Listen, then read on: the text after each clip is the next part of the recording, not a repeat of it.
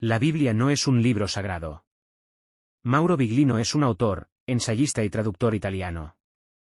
Biglino trabajó por 10 años en la principal casa editorial del Vaticano, llamada Edizioni San Paolo, como traductor de textos hebreos del texto masorético de la Biblia. Biglino tradujo 23 libros de la Biblia para el Vaticano, derivados del antiguo texto hebreo de la Biblia hebraica Stuttgartensia. Según Biglino, el conocimiento y la comprensión del pensamiento religioso hoy en día es más accesible gracias al análisis directo de la Biblia en sus idiomas originales. Biglino traduce textualmente el Antiguo Testamento de las lenguas originales, hebreo y arameo, ignorando deliberadamente interpretaciones basadas en doctrinas elaboradas con el surgimiento del cristianismo. En particular, enfatiza el conocimiento tecnológico de los Elohim, seres injustificadamente representados como un singular Dios, en las traducciones teológicas griegas del libro, quienes, según el autor, habrían creado la humanidad y la raza adamita a su propia imagen y semejanza. Además, argumenta que en la Biblia hay referencias a dispositivos altamente tecnológicos propiedad de los Elohim. Expone lo que él considera que son traducciones infieles e injustificadas de la Biblia para hacerla compatibles con el cristianismo, y el monoteísmo y el creacionismo de este último que, en su opinión, no encuentran apoyo en el libro. En su libro La Biblia non è un libro sacro, la Biblia no es un libro sagrado, el autor busca mostrar que los conceptos de divinidad y espiritualidad no están presentes en el Antiguo Testamento, destacando cómo el texto fue cambiado durante siglos. Mauro Biglino tradujo muchos libros de la Biblia para el Vaticano. Este hombre tuvo que traducir el Códice de Leningrado, versión de la Biblia que las tres principales religiones monoteístas católica, judía y musulmana reconocen como la Biblia oficial, del hebreo, palabra por palabra, literalmente y sin interpretación personal alguna. Es decir, que no es un cabalista aspirante a alguna conspiración o un ufólogo, ya que el organismo oficial del Vaticano lo ha aprobado y publicado por lo menos en 17 libros. Mientras trabajaba en la Biblia, se dio cuenta de que muchas de las historias de este libro fueron mal traducidas, mal interpretadas, sobre todo a propósito, con el fin de introducir la noción de un todopoderoso espiritual, e infalible Dios. La imagen que nos da del best-seller de todos los tiempos es diferente de lo que todos decían. De hecho, tan pronto como se publicó su propio libro llamado, El libro que cambiará para siempre nuestras ideas sobre la Biblia y los dioses procedentes del espacio, el Vaticano suspendió todas las futuras publicaciones de Mauro Biglino, porque éste afirma que no hay ninguna referencia a Dios en los textos de la Biblia. Hay, más bien, un colectivo llamado Elohim, y uno en particular, llamado Yahweh. En un momento dado, el autor explica, las traducciones estaban siendo manipuladas y estaban convirtiendo a Yahweh en un Dios todopoderoso. Y añade, en hebreo no hay ni siquiera una palabra que significa Dios. En su libro, detalla la ruta de las traducciones oficiales de la Biblia que han sido manipuladas para inventar monoteísmo. Biglino, que nació en 1950 en la ciudad italiana de Turín, aprendió hebreo en la comunidad judía de Turín. Más tarde, el editor del Vaticano se dio cuenta del trabajo de traducción de Biglino, reconoció su rigor y lo invitó a colaborar. Además, se dieron cuenta de que también sabía latín y griego, esenciales para entender el contexto de los textos bíblicos. En 2010, empezó a escribir un libro denunciando algunas de las contradicciones que se encuentran en las traducciones de los textos bíblicos, y desde ese momento, la colaboración fue interrumpida, terminó su contrato de trabajo. Biglino añade que entiende perfectamente la decisión de la editorial, ya que se ha convertido en inviable el servicio de la editorial al obtener conclusiones tan diferentes. Cuando dejó de cooperar con el Edizioni San Paolo, una de las editoras católicas más importantes en el mundo, que publica la Biblia y otros libros católicos de todo el mundo, Biglino publicó libros que presentaron traducciones literales, palabra por palabra, varios textos bíblicos, que fueron utilizados por los historiadores para identificar inexactitudes. En estos libros, Biglino sostiene que la Biblia contiene varias inexactitudes fácilmente demostrables. Es por eso que los críticos no están de acuerdo con mis conclusiones, pero no ponen en tela de juicio la exactitud de las traducciones, subraya. Cuando digo que la Biblia no habla de Dios, no digo que Dios no existe. Solo digo que la Biblia no habla de Dios, dijo, añadiendo que, en su opinión, no sabe nada acerca de Dios. Mauro Biglino también afirma que no es el único en no estar de acuerdo con las traducciones oficiales de la Biblia, pero añade que no hay muchos que tienen el valor de revelar sus hallazgos. Biglino tradujo muchos libros especialmente para el Vaticano, hasta que comenzó a enviar las primeras versiones de sus traducciones de la Biblia. donde señaló con entusiasmo que la Biblia no es un libro sagrado, nunca se pretendió que fuera a ser uno, sino que simplemente era un libro de historia. Sobre las guerras, masacres, limpiezas étnicas y sobre la creación de la humanidad. Insistió en que, de acuerdo con las Escrituras, no hubo ninguna mención de un Dios en el Antiguo Testamento originalmente, sino solo de unos seres denominados Elohim, quizá cosmonautas, quienes crearon a la humanidad a su semejanza utilizando una parte de la sustancia de la imagen de sí mismos. Ahí fue entonces cuando su trabajo asignado concluyó abruptamente y le dijeron que ya no necesitaban sus servicios. Ahora dice que por fortuna, porque no tiene ya nada más que perder al exponer lo que estaba claramente escrito y, obviamente, oculto durante siglos por aquellos que tienen el poder sobre el planeta. Por supuesto, un diluvio de insultos ha cubierto a Mauro Biglino tras la publicación de su libro titulado La Biblia no es un libro sagrado y el gran engaño. Algunos fueron tan lejos como amenazarlo de muerte. Algunos pueden temer sinceramente lo que dice y sentir el completo núcleo de su sistema de creencias amenazado por su propia existencia, y algunos otros pueden temer la exposición pública y vergüenza consiguiente por el hecho de que sabían todo el tiempo lo que estaba pasando y lo encubrieron, porque podían y se beneficiaron del status quo, tremendamente. Biglino trabajó en este proyecto con eruditos judíos eminentes y todos ellos confirmaron que el Antiguo Testamento nos cuenta una historia que no tiene nada que ver con la historia que conocemos, o mejor dicho, tiene pedazos de ella, pero no los bits y piezas pertinentes para trabajar sobre nuestros orígenes, nuestro propósito y por qué las cosas se han prolongado durante siglos como lo hicieron. Para aquellos que se oponen a aprender una nueva verdad, una verdad que no coincide con el sistema de creencias que hemos adoptado de mala gana desde el nacimiento, uno debe preguntarse, ¿cómo nos aferramos, sin pestañear, al nacimiento por una virgen o un Dios omnisciente que no vio venir esto, un creador todopoderoso que permitió la existencia de un mundo tan deshonroso donde el abuso, la violencia y las guerras han reinado y el miedo es nuestro núcleo base, y cómo conciliar estos aspectos del Dios creador único con su legendaria compasión? Porque esos son los dogmas verdaderamente difíciles de tragar que ni siquiera cuestionamos. Cada vez son más y más las evidencias de algo que a muchos nos resultó impactante y demoledor, tanto como derrumbar las estructuras con las que fuimos educados. Pero siempre hay un tiempo de rectificar en la vida. No es la intención de esta publicación herir susceptibilidades, pero resultaría hipócrita no publicarlo. Premisas del trabajo de Mauro Biglino, el origen del hombre. Mauro Biglino encontró que en el libro del Génesis del antiquísimo texto hebreo de la Biblia, estaba escrito algo que él interpreta como que un grupo de individuos llamados Elohim hicieron al hombre con intervención de ingeniería genética, mezclando su propio ADN con la de los primitivos primates presentes en la Tierra. En texto bíblico, hay una palabra específica que según él se refiere al ADN. Esta palabra es tselem. Biglino postula que una correcta traducción para los versículos del Génesis 1 y 26 es, y los Elohim dijeron, hagamos al hombre según nuestra semejanza, usando aquello que contiene nuestra imagen. La cosa que contiene nuestra imagen es el tselem, que significa algo materia que contiene la imagen. ¿Y de dónde ha sido cortada? El diccionario bíblico hebreo y arameo, y otros diccionarios, registran la palabra a la que le dan el significado de algo cortado o extraído de. Ese algo extraído de, es lo que Biglino cree que se trata del ADN que fue mezclado con los de los primates habitantes de la Tierra en esos lejanos tiempos. La palabra Elohim, en las modernas Biblias, ha sido traducida como Dios, pero realmente la palabra es plural para otro término. Biglino explica que el vocablo Elohim en el hebreo es un sustantivo común masculino plural intensivo que significa muy poderoso o muy poderosos, algo que erróneamente y sin ninguna base ha sido siempre traducido como Dios. A continuación, se presenta una traducción de una parte de las conferencias que realizó Mauro Biglino con relación a su trabajo. A las palabras de la Torá se pueden dar hasta en 70 diferentes significados, pero hay una que seguidamente tiene y que es su significado literal y nos apegamos a eso. Descubriremos que la Biblia es un libro de historia. Así que, a pesar de lo que están a punto de escuchar, debo decir que no soy ufólogo, esto es que, no estudio ovnis, no estudio el fenómeno de los ovnis, nunca he visto un ovni en mi vida, y de igual forma jamás he visto un orbe. Estoy aprendiendo todas estas terminologías porque desde que publiqué mi libro, me vi sumergido por noticias acerca de la ufología. Sin embargo, soy un traductor del antiguo hebreo. Eso es un traductor del hebreo masorético. Por alrededor de 10 años lo he estado realizando para la editorial San Paolo, una casa editorial del Vaticano, que ha publicado 17 volúmenes de traducciones literales del Antiguo Testamento.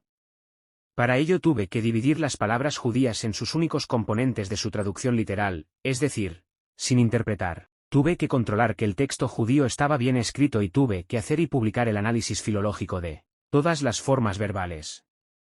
Por lo tanto, todo lo que vas a oír viene de eso. La Biblia que poseemos, que trabajamos y que estoy a punto de decirle algo al respecto, es una Biblia que se fijó entre el siglo VII y el IX, es decir, en los años 600 a 800 después de Cristo, en definitiva, es cuando los merovingios primero y luego los carolingios gobernaron Europa.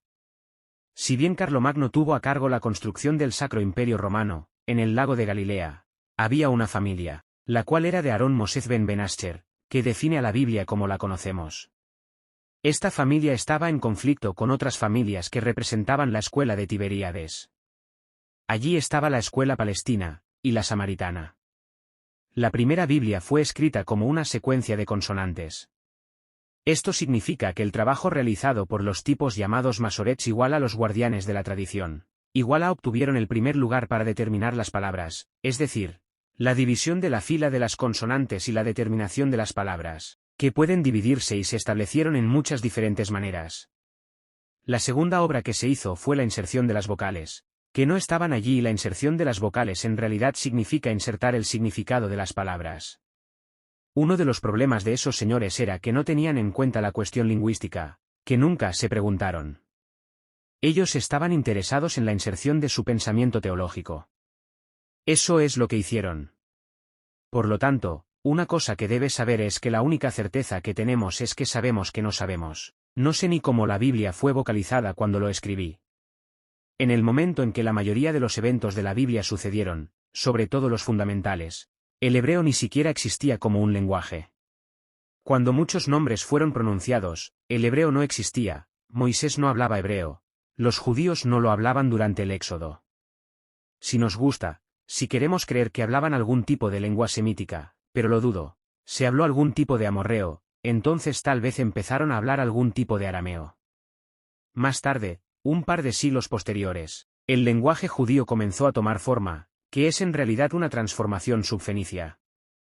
Ahora usted puede entender que la única certeza es que sabemos que no sabemos. Esto es un entendimiento que cualquier persona que trabaja en la Biblia debe tener, incluyendo teólogos, cabalistas y todos aquellos que dicen yo te diré cómo es. Es por eso que no voy a decir cómo son las cosas, te diré lo que hay en las raíces judías de consonantes, porque ese es mi trabajo, o mejor dicho, lo era. En realidad, no era mi trabajo, porque es imposible sobrevivir haciendo traducciones judías. Es una de esas cosas que se hacen por la noche y por vocación.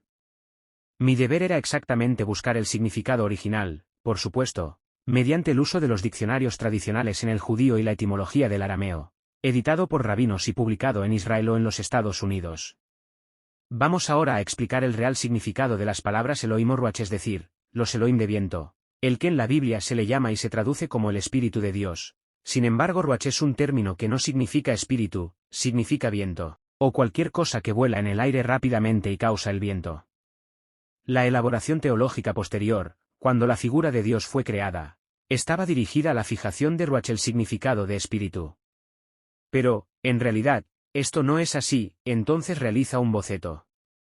El Ruach era representado en los pictogramas sumerios, debido a que esta palabra no era judía sino de origen sumerio. Ese es el pictograma realizado por aquellos que vieron y el primer Ruach, lo cual es de donde provino el Ruach de los hebreos.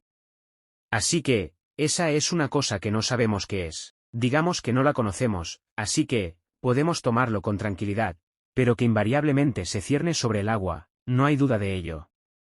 Como no sabemos lo que es, vamos a tomar prestado el nombre directamente desde el Vaticano, por lo cual vamos muy mal, de modo que no nos equivoquemos.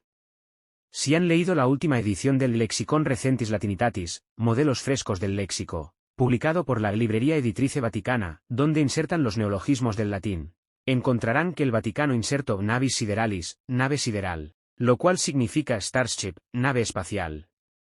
Insertaron aérea navis, nave aérea, insertaron aerus viator, astronauta, eso significa astronauta, e insertaron un acrónimo RIV, lo cual significa, res inexplicatae volantes, eso es ovnis. Aquellos de ustedes que acaban de ver esto, refiriéndose al boceto, ahora se darán cuenta de que es un objeto desconocido que flota sobre el agua, Lo que la Biblia llamó el Espíritu de Dios es una cosa desconocida que se cierne sobre el agua. Si usted recuerda el principio de la Biblia, donde dice, en el principio creó Dios los cielos y la tierra, recordará también que también dijo que Ruach Elohim, o el Espíritu de Dios se movía sobre el agua. Solo el Ruach es eso.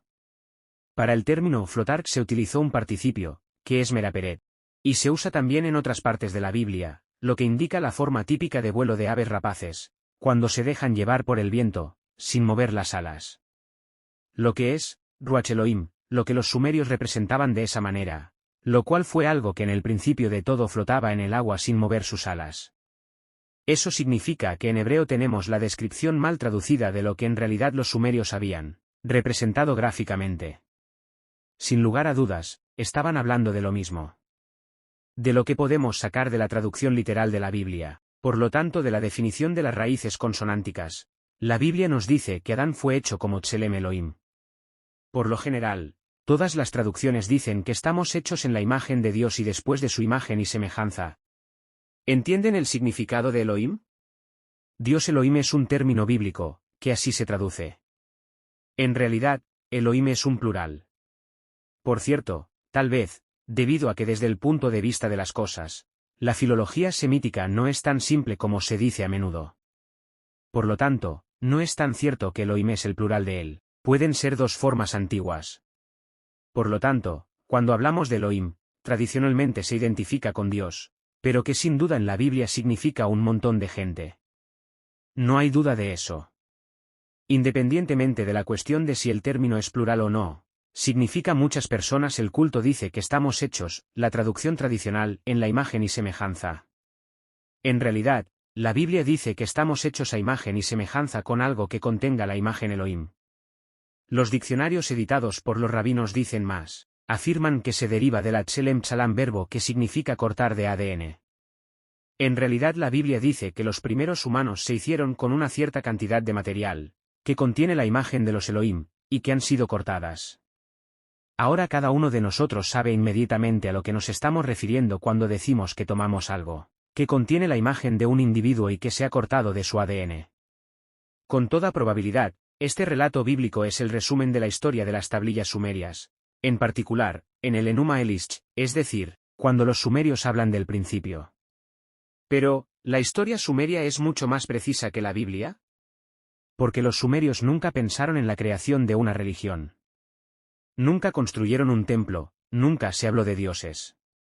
Ciertamente los primeros humanos respetaban a estos seres y tenían miedo de ellos, porque, obviamente, como se puede entender, esos tipos eran mucho más poderosos, desde el punto de vista del conocimiento y la tecnología, pero no los consideraban dioses, tal como si lo han hecho posteriormente culturas no sumerias que construyeron un templo. Por lo tanto los sumerios, que eran mucho más precisos, sabían que estos seres no fueron infalibles dioses. No tuvieron ningún escrúpulo en decir de sus fracasos y nos dicen con mayor precisión en comparación con el pensamiento monoteísta, que ha sido insertado posteriormente en la Biblia, sobre estos seres que habían tenido un montón de intentos que habían salido mal, antes de alcanzar la creación del ser esclavo, es decir, que cometieron un montón de errores en su experimentación antes de llegar a concretar la creación del primer ser humano. Para que se entienda, recordemos el incidente de la oveja Dolly, la clonación. En un momento dado la noticia salió, y decía que en el laboratorio de Edimburgo se clonó a la oveja Dolly, pero ellos no nos dijeron que en el proceso de la experimentación produjeron alrededor de 240 ovejas fallidas, es decir, hicieron cerca de 240 experimentos equivocadas, y luego llegaron al acierto con la oveja Dolly. Los sumerios dejaron constancia de lo mismo con sus dioses presuntos.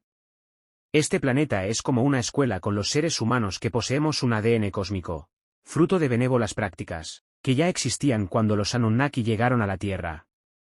En las tablillas hay constancia de los experimentos fallidos. Hicieron un ser que no podía retener la orina, uno que no podía cerrar los ojos, uno con una columna vertebral torcida, uno sin genitales, otro que no podía comer.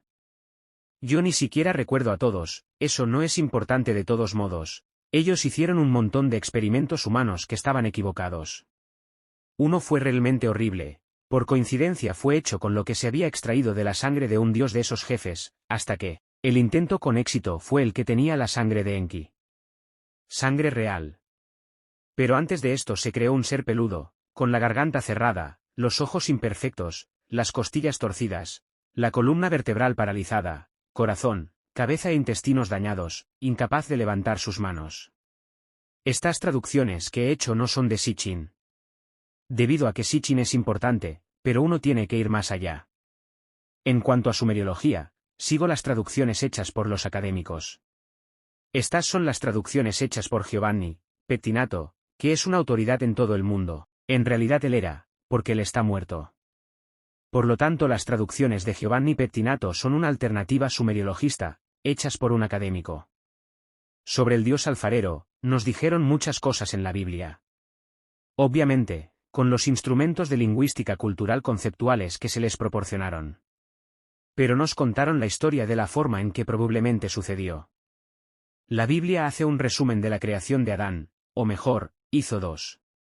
Dios, una especie de alfarero que moldeó al hombre a partir de la arcilla. Ahora no sé si algunos genetistas y biólogos están presentes aquí, pero todo el mundo sabe la importancia de la arcilla como un catalizador para el movimiento de precesión de la combinación de los ácidos nucleicos, por lo tanto, de ADN y ARN. El relato sobre la idea de Dios representado como un alfarero, no es un relato mítico en absoluto. Es la misma historia, vista desde el otro lado. Mientras que la primera historia nos habla de que hemos sido hechos con Tselem Elohim, por lo tanto del ADN de los Elohim. El segundo cuento nos dice que Elohim actuó en la Afar, por tanto, en el polvo, el barro que había en la tierra. Y esto tiene dos significados, porque Afar proviene del acadio tiquit que indica tanto la arcilla y lo que contiene la forma, porque la arcilla es algo que puede contener forma e información. Esto significa que este segundo cuento se ve desde el punto de vista del ADN homínido que estuvo presente aquí en la tierra. Por lo tanto, hemos sido hechos con Tselem Elohim que se ha insertado en la Afar, que es lo que contiene la información y ya estaba presente en la tierra, por lo tanto es el ADN homínido. Los dos cuentos fueron considerados tradicionalmente por separado, no explicables desde el punto de vista teológico espiritualista. Si se lee, sobre todo, en paralelo con los relatos sumerios correspondientes, estos cuentan la misma historia vista desde ambos lados y no hay ninguna contradicción, por el contrario. Sobre el pecado original basado en el árbol de la ciencia del bien y del mal, la historia sugiere como si realmente se tratara simplemente de una fruta. Hace muchos años, mientras que yo estaba traduciendo la Biblia, obviamente yo solía pensar con la mentalidad de alguien que nació en nuestra cultura. El árbol del conocimiento del bien y del mal, simbólicamente hablando, el momento en que el hombre empezó a distinguir el bien del mal.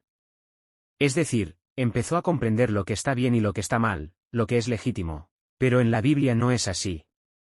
En ese momento, la moral fundamental, la ética natural, fue inscrito por Dios en el corazón del hombre. Mientras que en la traducción del Génesis, me dije, eso es raro, estas cosas no están allí. En diciembre de 2009, una convención de psicoanalistas se llevaba a cabo en la Universidad de Venecia.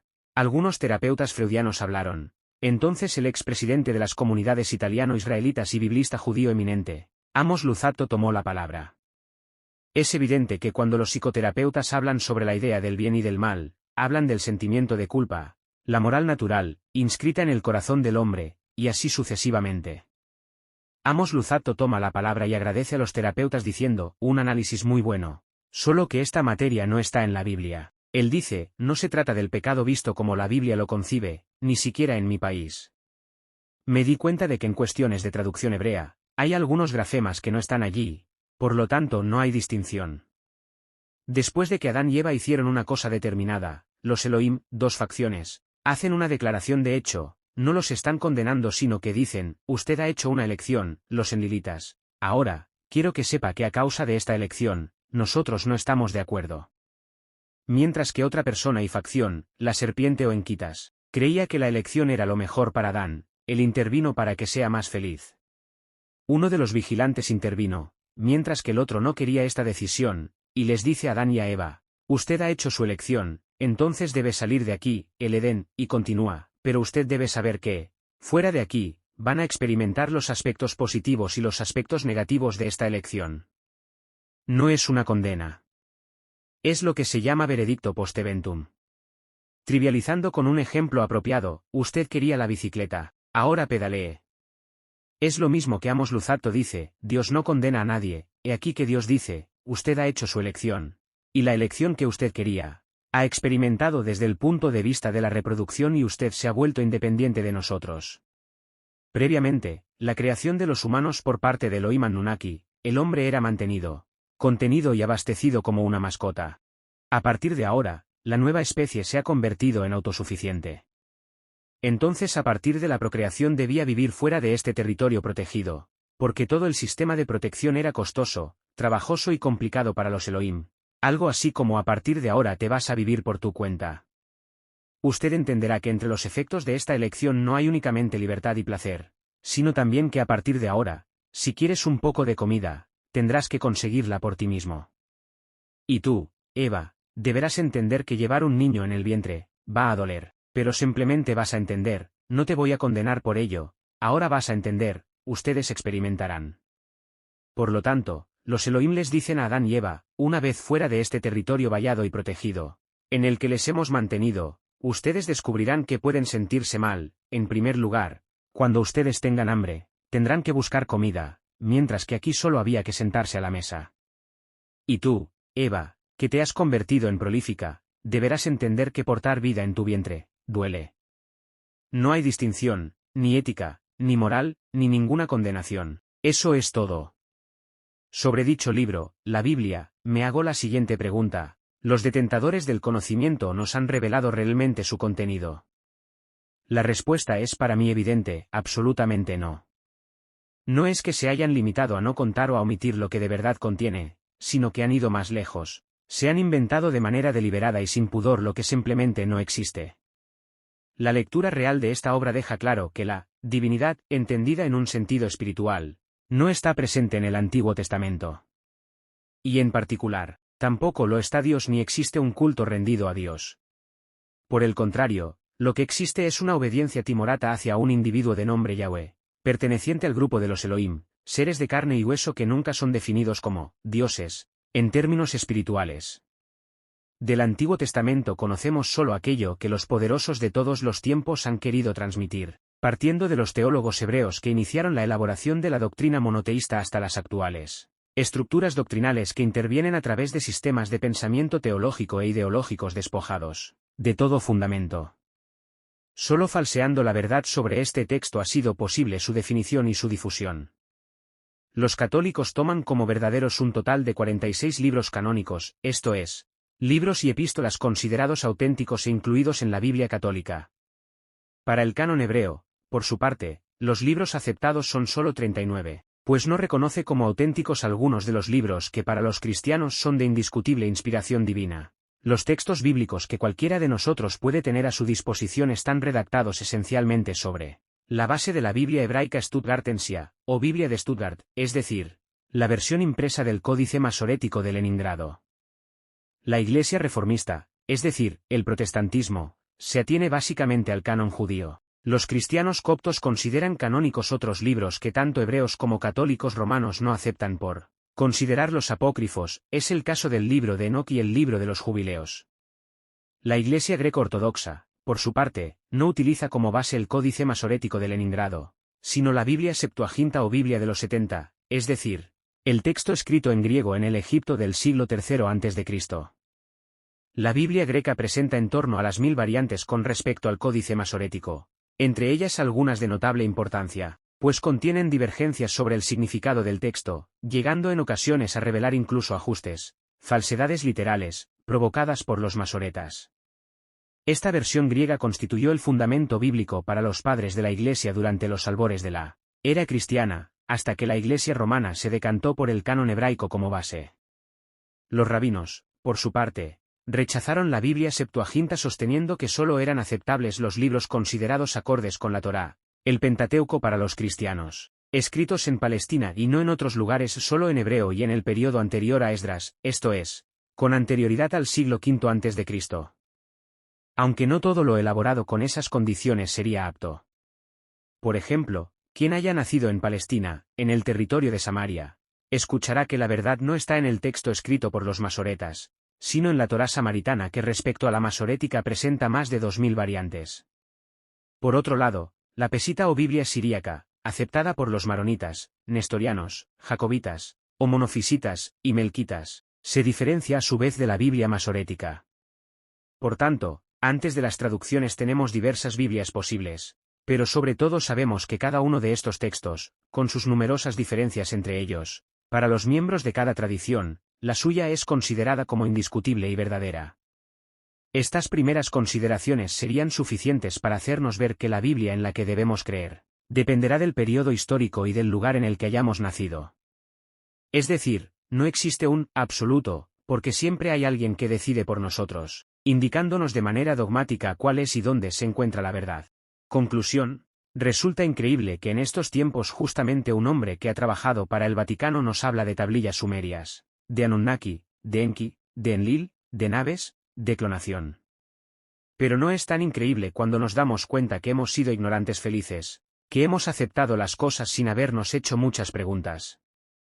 Biglino no niega en absoluto la creencia en Dios, sino que pone en claro quién ha sido al que le hemos llamado Dios, o mejor dicho a quiénes. Vean ustedes cómo la Biblia es una mezcla de verdades dichas a medias y de mentiras solapadas y tergiversadas, y estimo que no fue por simples errores de traducción. Por eso, la Biblia encierra verdades y mentiras, por lo tanto ha pasado a ser un libro imperfecto y carente de toda credibilidad. Quienes acusan de quitar o agregar una sola coma fueron quienes la modificaron de puño y letra, mucho más los hipócritas de todos los siglos y épocas que jamás nos permitieron hacer un análisis profundo y exhaustivo de los libros. Y en esta conspiración enorme las culpas no recaen solamente sobre una religión en particular, no. Todas ellas, mezcladas en una gran bolsa de mentiras, haciéndonos creer cada una de ellas que eran las fieles representaciones de Dios, pues adrede o no adrede, nos han arrastrado a adorar justamente a lo que no debíamos adorar. Y no había que desentramar algo imposible para nuestra razón, todo estaba ahí a la vista, pero el facilismo de entregarnos todo en bandeja de plata, nos acostumbró a no mover ni las manos ni 2 gramos de razonamiento como para investigar, cuestionar y sacarnos las dudas. Y aparecen otros, como siempre, a destiempo pero aparecen al fin, con sus ideas y teorías que al principio parecen locas y traídas de los pelos. Después el descrédito, la negación, la persecución, la herejía, y el silencio. Fíjense ustedes, cómo los tiempos cambian y este es un tiempo especial. Pareciera ser que ni la venda más gigante puede ya tapar las cosas que antes se tapaban. Hay en estos momentos una apertura que quizás obedezca a la evolución propia y natural de nuestra raza, o a milagrosas y misteriosas fuerzas superiores que sueltan la verdad como el sembrador suelta el puñado de semillas sobre la tierra. Tiempos donde se necesita una enorme tolerancia que siempre estuvo ausente. Puede que al leer este informe y otras informaciones, muchos piensen que se está en un error y se está en contra de Dios, pero no ese es el caso. Dios no tiene intermediarios, ni un templo donde ir a buscar lo que estuvo siempre dentro de nosotros. Hoy la humanidad más que nunca necesita aprender del pasado, y estábamos aprendiendo de un pasado que no era el real. Hoy caen las vendas y vemos lo que fuimos y lo que somos. Aprendamos a ser, que cada día un rayo de luz siga iluminando esta obscuridad, y que nunca más repitamos la nefasta historia.